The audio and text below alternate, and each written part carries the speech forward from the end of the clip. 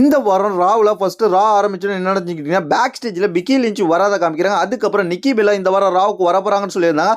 அதனால நிக்கி பெல்லாவையும் காமிக்கிறாங்க. அதுக்கப்புறம் வந்து ராவை தொடங்கி வைக்கிறது யாருன்னு கேட்டிங்கன்னா ஜான்சினா வர்றாரு. ஜான்சினா லாஸ்ட் டைம் நோ அப்படின்ற மாதிரி வர்றாரு. ஜான்சினா வந்து பேச ஆரம்பிக்கிறாரு. ஜான்சினா மணி இந்த பேங்க்ல நடந்ததை பற்றி பேசுகிறார். ஜான்சினாவை ஆர்ட்ரூத் வந்து அட்டாக் பண்ணதை பற்றி பேசுகிறாரு. இந்த மாதிரிலாம் பேசிட்டு அதுக்கப்புறம் எனக்கு இன்னும் எத்தனை நாட்கள் இருக்குது அப்படின்ற மாதிரி சொல்லுவார். ஃபஸ்ட்டு ரெஸ்ல்மேனியாக்கு அப்புறம் 36 டேட்ஸ் இருந்துச்சு. இப்போ அதெல்லாம் கொஞ்சம் கொஞ்சமாக குறைஞ்சி ஒவ்வொன்றா முடிச்சுக்கிட்டு இன்னும் 19 டேட்ஸ் இருக்குன்றத ஜான்சினா உறுதிப்படுத்தியிருக்காரு. ஜான்சினா உறுதிப்படுத்தினே அந்த இடத்துல சிஎம் பங்கு மியூசிக் வரும். சிஎம் பங்கு மியூசிக் வந்தோடனே சிஎம் பங்கு ஜான்சினாவும் ஃபேஸ் டு ஃபேஸ் சந்திப்பாங்க. எதற்காகன்னு கேட்டிங்கன்னா ஜான்சினாவுக்கு சிஎம் பங்கு கேட்பாரு, ஒன்றை நான் அடுத்து சந்திக்க போறேன்ற மாதிரி ஜான்சினாவை மணி இந்த பேங்க் பேப்பர் இவருக்கு முன்னாடியே சிஎம் பங்கு சொல்லியிருப்பாரு. அந்த ஃபியூடுக்காக தான் இப்போ வந்திருப்பாரு. ஜான்சினாவை பற்றி பேச ஆரம்பிச்சோடனே நீ உன்னோட சோலை வித்துட்ட அப்படின்ற மாதிரி சொல்லுவாரு. ஆடியன்ஸும் அதை சேர் பண்ணுவாங்க சிஎம் பங்கு பேசுறதுக்கு. அதுக்கப்புறம் சிஎம் பக்கம் அந்த விண்டேஜ் மூமெண்ட்டை பற்றி பேசுகிறார். ஜான்சினா பழசெல்லாம் ஞாபகம் இருக்கா, 2011 நடந்தது தெரியுமா, 2012 நடந்தது தெரியுமா அப்படின்ற மாதிரி பேசுகிறாரு. அது மட்டும் இல்லாமல் ஜான்சினா இப்போ நீ இந்த சாம்பியன்ஷிப் வச்சிருக்க தகுதியே இல்லை, எனக்கு இந்த சாம்பியன்ஷிப் வேணும் அப்படின்ற மாதிரி ஜான்சினாவை பார்த்து சிஎம் பங்க் கேட்குறாரு. நான் ரிட்டர்ன் வந்தது இந்த சாம்பியன்ஷிப்காக தான், நான் உன்னை தோக்கடிக்க போகிறேன் அப்படின்ற மாதிரி சொல்லுவார். நைட் ஆஃப் சாம்பியனில் நான் உன்னை சவால் விடுறேன், இந்த சாம்பியன்ஷிப்பை நான் தான் ஜெயிக்க போகிறேன் அப்படின்ற மாதிரி சிஎம் பங்க் சொல்கிறார். உடனே ஜான்சினா நான் ரியல் சாம்பியனா இருக்கிறேன் அப்படின்ற மாதிரி சொல்லி ஜான்சினா தூக்கி கம்பாரு. அந்த இடத்தோட அவங்க செக்மெண்ட் முடியும். அதுக்கப்புறம் என்ன நடக்கும்னு கேட்டிங்கன்னா இவங்க பேசிக்கிட்டு அப்படியே பார்த்துட்டு செத்ருன்ஸ் என்கிட்ட தான் ப்ரீஃப் கேஸ் இருக்குன்ற மாதிரி சொல்கிற மாதிரியே ப்ரீஃப் கேஸ் தூக்கிட்டு காமிச்சிக்கிட்டே வருவார். அதுக்கப்புறம் என்ன நடக்கும்னு கேட்டிங்கன்னா ஒரு மேட்ச் நடக்கும். இந்த மேட்ச் யார் யாருக்குன்னு கேட்டிங்கன்னா சாட் கேபிள் வர்சஸ் யாருக்குன்னு கேட்டிங்கன்னா ஏஜே ஸ்டைல்ஸுக்கு. இந்த மேட்சை பொறுத்த வரைக்கும் இந்த மேட்ச் சாட் கேபிளுக்கு சப்போர்ட் பண்ணுறதுக்காக அவங்களோட அமெரிக்கன் மேட் டீம் அப்படியே நிற்பாங்க. இந்த மேட்ச்சில் வந்து ஒரு கட்டத்தில் ஏஜே ஸ்டைல்ஸ் தன்னோட ஃபினிஷரை போடுற நேரத்தில் சாட் கேபிளை வந்து கீழே இழுத்துட்டு போயிடுவாங்க. அதுக்கப்புறம் இருந்தாலும் இந்த மேட்ச்சில் வந்து ஒரு கடுப்பான ஏஜே ஸ்டைல்ஸ் அதுக்கப்புறம் அமெரிக்கன் மேட் டீமை போட்டு அடிச்சு அதுக்கப்புறம் சாட் கேபிளுக்கு தன்னோட ஃபினிஷரை போட்டு இந்த மேட்சை முடிச்சு வின் பண்ணிடுவாரு. இந்த மேட்ச்ல ஒரு நல்ல மேட்சாக தான் இருந்துச்சு. இந்த மேட்ச் சாட் கேபிள் வந்து லாக்லாம் போடுவார், சபிஷன் மூலம் போடுவார் ஏஜ் சேல்ஸுக்கு. அதெல்லாம் வந்து எஸ்கேப் ஆகி கரெக்டாக மேட்சை முடிச்சு வின் பண்ணிடுவாரு. இது ஒரு நல்ல மேட்சாக இருந்துச்சு. அதுக்கப்புறம் பேக் ஸ்டேஜில் லிவ் மோர்கனும் ராக்ஷனியும் பேசிப்பாங்க. ஏன்னா இன்னைக்கு குயின் ஆஃப் த ரிங் டோர்னமெண்ட்டோட ஃபர்ஸ்ட் ரவுண்ட் இருக்குது. அந்த மேட்சுக்காக ஃபர்ஸ்ட் ரவுண்டு மேட்சுக்காக யார் வருவான்னு கேட்டிங்கன்னா லிவ் மோர்கன், அதுக்கப்புறம் ராக்ஷனி, அதுக்கப்புறம் ரீகே ரிப்ளே, அதுக்கப்புறம் கேரேஷன், இவங்க 4 பேர் வருவாங்க. இந்த மேட்ச் ஸ்டார்ட் ஆகிருக்கும். இந்த மேட்ச்சில் வந்து 4 பேருமே பர்ஃபார்மன்ஸ் நல்லாயிருக்கும். கேரேஷன் பர்ஃபார்மன்ஸ் நல்லாயிருக்கும். இதில் ரீகே ரிப்ளேயோட பர்ஃபார்மன்ஸ் நல்லாயிருக்கும். ரீகே ரிப்ளே எல்லாருமே டாமினேட் பண்ணி அட்டாக் பண்ணுவாங்க.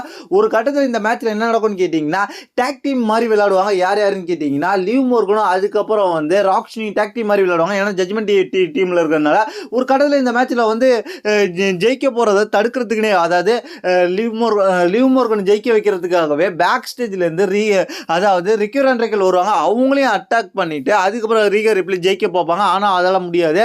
அந்த நேரத்தில் என்ன நடக்கும்னு கேட்டிங்கன்னா கெய்ரேஷன் தன்னோட ஃபினிஷரை போட்டு லிவ் மோர்கனை பின் பண்ணியிருப்பான். அந்த நேரத்தில் கெய்ரேஷனை ரோல் பின் பண்ணி ராக்ஷனி இந்த மேட்ச்சில் வின் பண்ணிட்டு போயிடுவாங்க.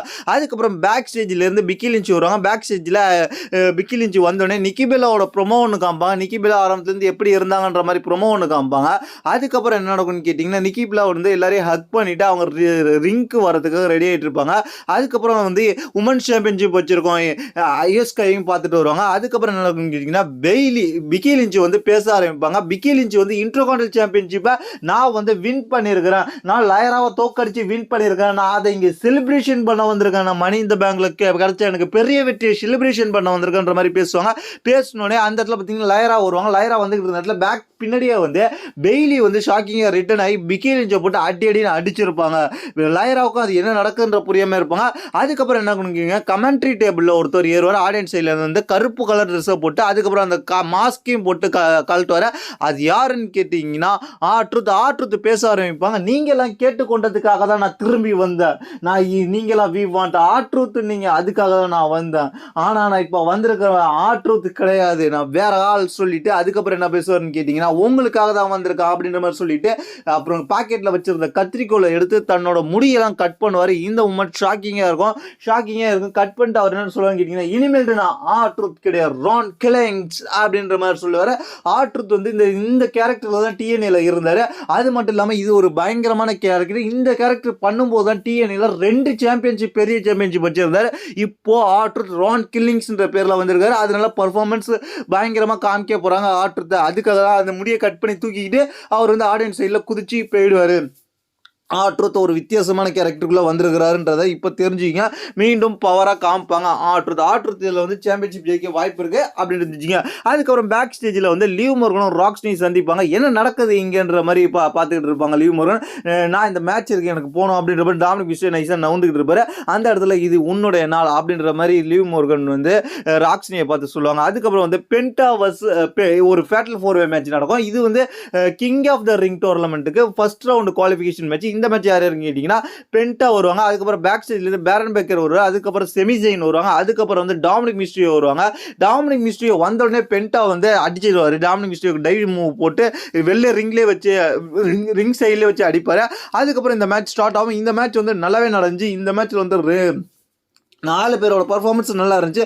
ஒரு கட்டத்தில் இந்த மேட்ச்சில் வந்து பயங்கரமாக டாமினேட் பண்ண போகிறான் அப்படின்ற மாதிரி நினச்சிக்கிட்டே வெளில வச்சு ஒரு ஸ்பியர் போடுவார் பேரன் பேக்கர். யாருக்குன்னு கேட்டிங்கன்னா பென்டாவுக்கு ஸ்பியர் போட்டுட்டு திரும்ப நேரத்தில் பேரன் பேக்கரே போட்டு ஒரு ஆள் அடிப்பார். அது யாருன்னு கேட்டிங்கன்னா எல்ஏ நைட். ஏன்னா எல்ஏ நைட் மணி இந்த பேங்க் மேட்ச்சில் ஜெயிக்க வேண்டியதை கெடுத்து விட்டதே இவங்க தான். அதுக்காகவே வந்து அடிப்பார். அதுக்கப்புறம் என்ன நடக்குன்னு கேட்டிங்கன்னா, இதுதான் சந்திரப்பன், நல்ல சந்திரப்பன் சொல்லிட்டு நினச்சிக்கிட்டு அந்த இடத்துல வந்து ஸ்பின் தன்னோட வந்து கிக்கு விட்டு அந்த இடத்துல வந்து டாமினிக் மிஸ்டீரியோ பின் பண்ணி இந்த மேட்சை முடிச்சு வின் பண்ணிட்டு போயிடுவார். யாருன்னு கேட்டிங்கன்னா செமிசைன் வின் பண்ணோடனே அதாவது ரா சைட்லேருந்து ஃபர்ஸ்ட் ரவுண்டில் குவாலிஃபிகேஷன் ஆகி செமிஃபைனலுக்கு போயிருக்கிறாரு செமிசைன். இந்த மூமெண்ட் பயங்கரமாக இருந்துச்சு. அதுக்கப்புறம் என்ன நடந்துச்சுன்னு கேட்டிங்கன்னா, பேக் ஸ்டேஜில் ஏஜே ஸ்டைல்ஸ் இன்ட்ரி கொடுப்பாரு என்ன நடந்துச்சுன்றதை பற்றி, அவரோட மேட்சை பற்றி. அதுக்கப்புறம் என்ன நடக்குங்கன்னா, நிக்கி பில்லா ஒவ்வொருத்தவங்களும் சந்திச்சுக்கிட்டு வந்துட்டு நிக்கி பில்லா பேக் ஸ்டேஜில் காமிப்பாங்க. அதுக்கப்புறம் செமிசைனுக்கு கெய்ரன் கிராஷ் வந்து வாழ்த்து தெரிவிப்பாரு. கங்க்ராச்சுலேஷன் நீ ஜெயிச்சதுக்கு அப்படின்னு சொல்லிட்டு அப்படியே நக்கல் பண்ற மாதிரியே பண்ணுவாரு. அதுக்கப்புறம் என்ன நடக்கும்னு கேட்டீங்கன்னா, நிக்கி பில்லா ஒரு ரிங்குள்ள வருவாங்க. நிக்கி பில்லா ரிங்குள்ள வந்தோடனே பேச ஆரம்பிச்சு எப்படியெல்லாம் எவால்யூஷன் நடந்திருக்கு அப்படின்ற மாதிரி பேசுவாங்க. ஏன்னா உமன்ஸ்க்கான எவால்யூஷன் பேப்பர் ஒன்று தனியாக நடக்க போது அதுக்காக தான் வந்திருப்பாங்க. அதுக்கப்புறம் அவங்கள வந்து லிவ் மோர்கன் வந்து சந்திப்பாங்க. லிவ் மோர்கன் வந்து சந்திச்சுட்டு இப்போ இது உன்னோட காலம் கிடையாது, இது என்னோட காலம், இனிமேல் நான் தான் இங்கே எல்லாம் அப்படின்ற மாதிரி சொல்லிட்டு இருப்பாங்க. அப்படின்னு சொல்லிட்டு இருந்தேனே பிக்கி லிஞ்ச் அதாவது லிவ் மோர்கன் சொல்லிட்டு இருப்பாங்க. அதை காத்து கடுப்பான வந்து என்ன நடக்கும்னு கேட்டிங்கன்னா, நிக்கி பில்லா நீ டாமினிக் மிஸ்டீரியோ நீ ஒன்று விட்டுட்டு போகிறான் அப்படின்ற மாதிரி சொல்லுவாங்க. அந்த இடத்துல லிவ் மோர்கன் அடிச்சு போட்டுருவாங்க. அதுக்கப்புறம் மெயின் ஈவெண்ட்டுக்கு வந்துருக்கோம். மெயின் ஈவெண்ட் யார் யாருக்குன்னு கேட்டிங்கன்னா, ஜே யூசோ வர்சஸ் கந்தர். இவங்க 2 பேருக்கும் மணி இந்த பேங்க் பேப்பர் முன்னாடியே கன்ஃபார்ம் செய்யப்பட்ட வேர்ல்டு ஹெவிவெயிட் சாம்பியன்ஷிப் மேட்ச். இந்த மேட்சை பொறுத்த வரைக்கும் ஜே யூசோ ஆரம்பத்தில் டாமினேட் பண்ணாலும் கடைசியில் இந்த மேட்சை பொறுத்த வரைக்கும் என்ன நடந்துச்சுன்னு கேட்டிங்கன்னா, ஜே யூசோவுக்கு கந்தர் ஸ்பியர் போட்டார். அதுக்கப்புறம் ஸ்லீப்பர் ஹோல்டை போட்டு லாக் பண்ணுவார். திருப்பி எந்திக்க முயற்சி பண்ணுவார் ஜே யூசோ. அதையும் போட்டு லாக் பண்ணி கடைசியில் இந்த மேட்சை வந்து வின் பண்ணிவிடுவார். இது வந்து புதுசான்னு கேட்டிங்கன்னா புதுசுலாம் கிடையாது. நம்ம ஏற்கனவே ப்ரிடிக்ட் பண்ணாதான். நம்ம சேனலை ஃபாலோ பண்ணுறவங்களுக்கு கண்டிப்பாக தெரிஞ்சிருக்கும். ஜே ஈசோ கூடிய சீக்கிரத்தில் சாம்பியன்ஷிப்பை தோக்க போகிறார் மீண்டும் கந்தர்ட்டு நம்ம சொல்லியிருந்தோம். அதுதான் நடந்துச்சு. ஜே ஈசோ சப்மிஷன் மூவை போட்டு லாக் பண்ணோன்னே இந்த மேட்ச்சில் வந்து அன்கான்ஷியன்ஸாக கொஞ்ச நேரம் முயற்சி பண்ணார். அதுக்கப்புறம் அன்கான்ஷியன்ஸாக போயிட்டாருன்னு சொல்லி ரெஃப்ரி இந்த மேட்சை முடிச்சு விட்டுருவார். இந்த மேட்சை முடிச்சது மூலியமாக நியூ வேர்ல்டு ஹெவிவெயிட் சாம்பியனாக கந்தர் ஆயிடுவார். அதுதான் இந்த ராவில் நடந்துச்சு. இதுதான் இந்த ராவோட மெயின் ஈவெண்ட் சம்பவமாக நடந்துச்சு. இதை பற்றி உங்களுடைய கருத்து என்னன்றது கீழே உள்ள கமெண்ட்ஸ் பண்ணுங்க. தேங்க்ஸ் ஃபார் வாட்சிங்.